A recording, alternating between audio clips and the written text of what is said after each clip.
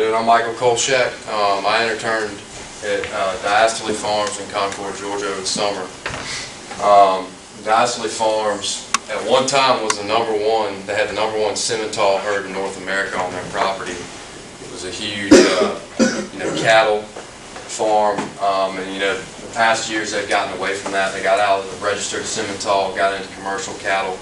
We're running 750 to 800 head of cattle on a little under 2,000 acres. So they've had really too much on their land. Got out of that, got into Angus, and then just recently got out of Angus and completely out of the cattle industry. That's just a little bit about the farm. So what I was doing is just basically a general farm hand, upkeep of the property, and then I did some other things. We put in a 15-acre pond at the end of the summer, so I helped, was pretty instrumental in selecting the site for that and everything with that. We constructed some raised beds that they're going to try to get certified organic, and the main reason behind this was there's a lot of grants out right now for organic agriculture for whatever reason, whether you like it or not. And so the owners of the property want to get a piece of that pie and maybe get some grants. So I'll go into the raised beds in a minute. Another thing they do is they do a lot of like corporate events and corporate hunting. And so they do a dove hunt that will have people from New York City, Chicago flying jets in. And so I was actually in charge of both dove fields this year, planning and when to plant and everything like that. A couple other things, just again general farm work. Cleaning up storm damage. We had 3 or 4 tornadoes this summer. Lost a ton of trees. The property is about 2,000 acres and half in trees and pasture. And then as they got out of the cattle industry, they're leasing all their pastures out. So I was having to do a lot of pasture maintenance, spraying to get the pastures ready to lease back out again. Maintain and service all equipment, even though it wasn't like a commercial row crop operation or anything like that. Still have a lot of equipment, and almost every day there was something going wrong. We were 17 miles from nearest parts store, so I had to plan my trips pretty carefully and make sure I was getting everything I needed, or else I was wasting a day going back and forth getting parts. Let's get the next one. It's just a picture of one of the barns, hay barn on the property. I ended the summer, we had about 790 bales that we baled in there. This is the main thing I was using to plant all the food plots in the field. It's a Great Plains end-wheel no-till drill. It's a 10-row.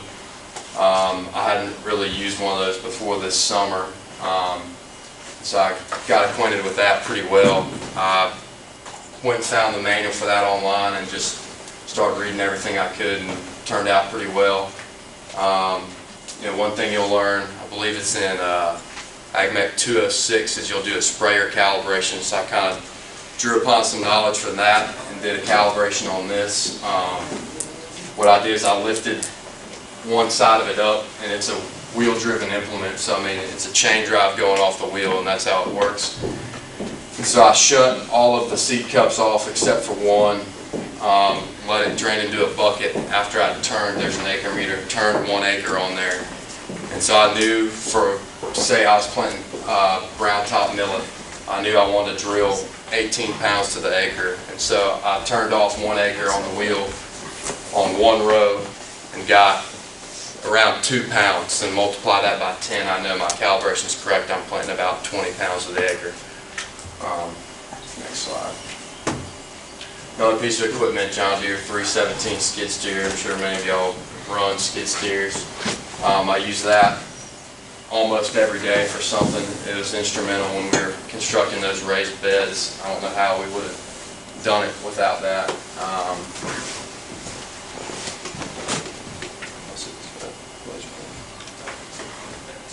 Oh, okay.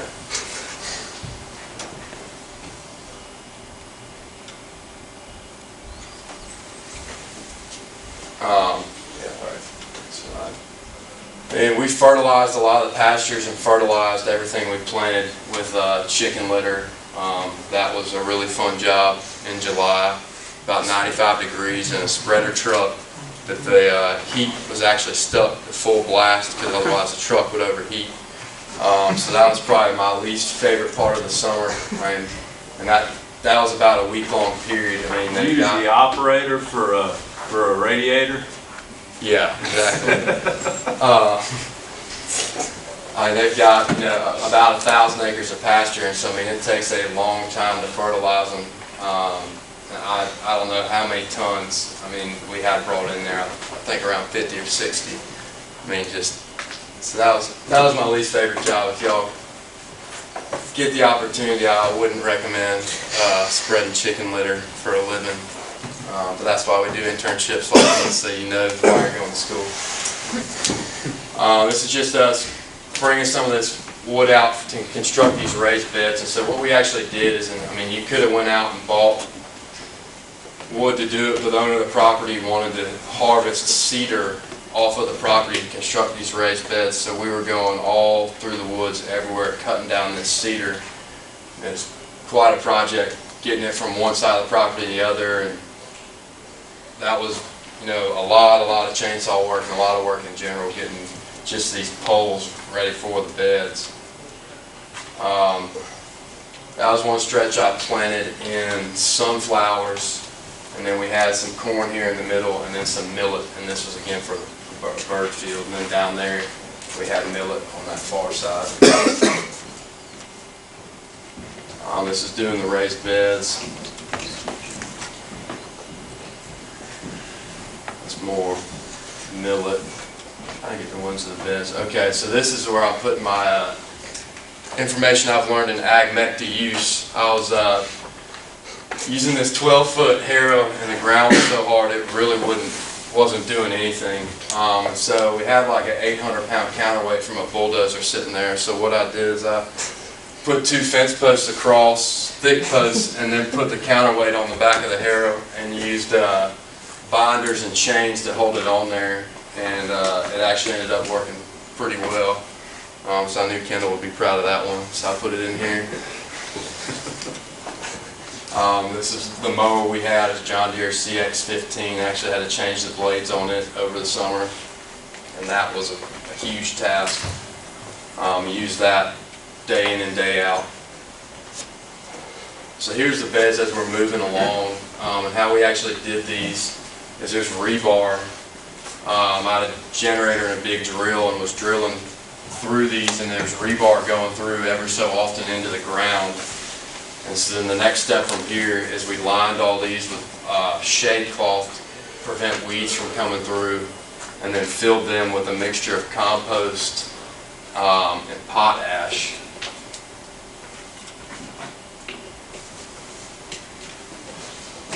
So that's one of them. You can see the shade cloth in the bottom. And so we only had 9 there. They planned to expand, but again, they were just trying to, I think, get part of a grant and kind of get into produce, organic produce. That's one of them filled with all the potash and 16-year-old compost. And so then one thing I used a pretty good bit when I was planning stuff was this. I used the county tax map, or the tax assessor's office, and so this was pretty instrumental because, I mean, in surveying you learn how to use different surveying equipment, but unless you have that equipment or ready access to it and somebody to help you, it's kind of tough to know acreage. And so one tool a lot of counties have is this. I'm not sure if many of y'all have seen this or not, but I mean, pretty much every county has one of these. It's for the assessor's office, and so this is for Pike County, Georgia, this assessor's office, and they had an acreage tool, so you could literally sit here, and I actually went out with my phone and got GPS coordinates of the different points, and then I could select these in, and it would tell me the exact acreage of that area, so I knew how much seed to buy. So then there's another thing where we were putting the pond in. Owner wanted to know, about how large the pond would be, so again, I got on here and told her it came out to 15.6 acres. And so this is just a pretty valuable tool to me, was this assessor's office. I mean, they've got the soil profiles and everything on here. That one I used a lot. So this is that pond actually. We put this in the end of the summer, and this was just a few weeks ago when I was down there. It's completely full already, which is pretty good news.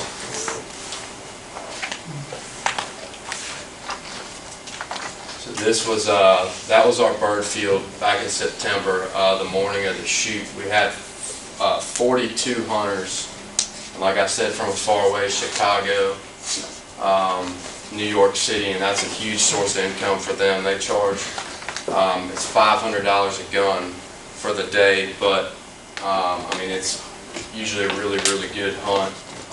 So all these people find it worth it. So then, picture one of the buildings on the property. So in addition to doing all this other stuff, they rent their property out for like photo shoots and things like that. And so, like for instance, over the summer, People magazine came down there and did a photo shoot, which was a huge pain in the butt, but it brings the money in. So this is one of the buildings. This was an old train depot from Warm Springs, Georgia. Kind of historical thing about it is when FDR, the president, passed away, his body laid in state overnight in this building, so it's kind of cool because where this property is located, I don't know if y'all are familiar with Georgia, but about 90 miles southwest of Atlanta, so pretty close to Warm Springs where the little White House is. So that's a cool thing about that building. Oh, there it is again. I think it was built in 1877, so I mean it's pretty cool. It's pretty much all original. There it is from a different shot. And here's another house on the property. So I mean this property is pretty insane. All the stuff they do, I mean, not just with agriculture, but also with I mean just filming movies and everything like that. So I mean it's a really interesting place to intern. A lot going on always. I just definitely recommend doing an internship if you get the chance. As Ryan said, I mean it's usually a lot of hard work, and you're usually the lowest on the totem pole, so you usually got to do the worst jobs like spreading chicken litter. But you know, you learn a lot and you know, make a little bit of money, so it's definitely worthwhile. That concludes my presentation. I know we got some questions for him. Let's give him a hand.